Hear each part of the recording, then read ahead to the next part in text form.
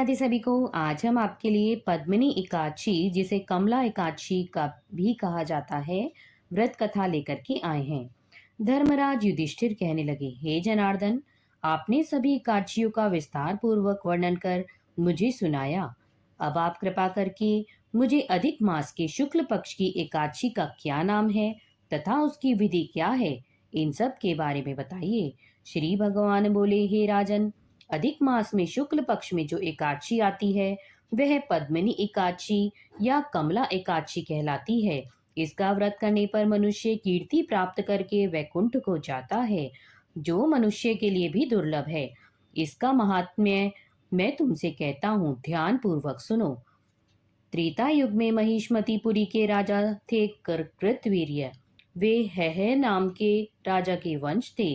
कृतवीर्य की 1000 पत्नियां थीं, लेकिन उनमें से किसी के भी कोई संतान नहीं थी।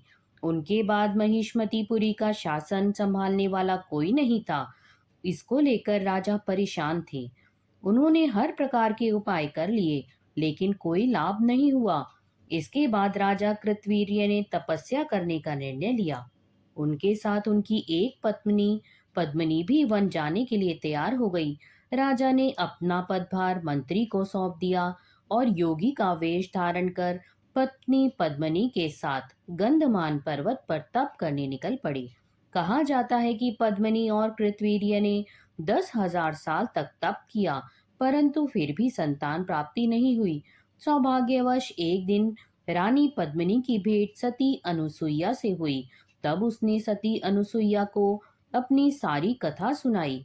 तब सती अनुसुईया ने रानी पद्मिनी को अधिक मास की शुक्ल पक्ष की एकादशी का व्रत करने के लिए कहा।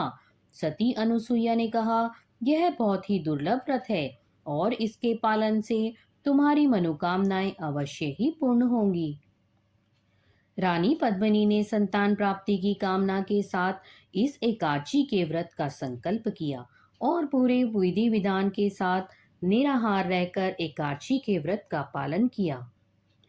व्रत के पूर्ण होने पर भगवान विष्णु प्रकट हुए और रानी पद्मिनी से वरदान मांगने के लिए कहा।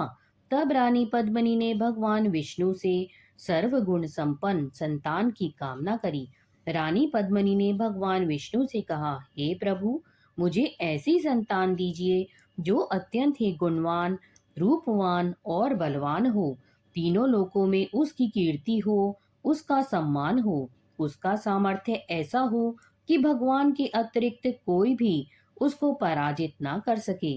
भगवान ने रानी पद्मिनी को उसकी इच्छा के अनुसार वर प्रदान किया। रानी पद्मिनी ने सर्वगुण संपन्न पुत्र को जन्म दिया। उसका नाम कार्तवीर्य अर्जुन रखा गया। कार्तवीर्य अर्जुन बहुत ही शक्तिशाली राजा हुआ। उसकी कीर्ति तीनों लोकों में फैली थी। भगवान श्री कृष्ण ने कहा, हे युधिष्ठिर, जो भी मनुष्य इस परम दुर्लभ और महान पुण्य देने वाली पद्मिनी एकादशी का व्रत करेगा, इसके महात्म्य और परम पुण्य देने वाली कथा को पढ़ेगा या श्रवण करेगा, उसको इस जन्म के साथ पूर्व जन्म के पापों का भी क्षय हो जाएगा और मृत्यु के बाद उसे वैकुंठवास प्राप्त होता है। बोलो श्री राधे राधे।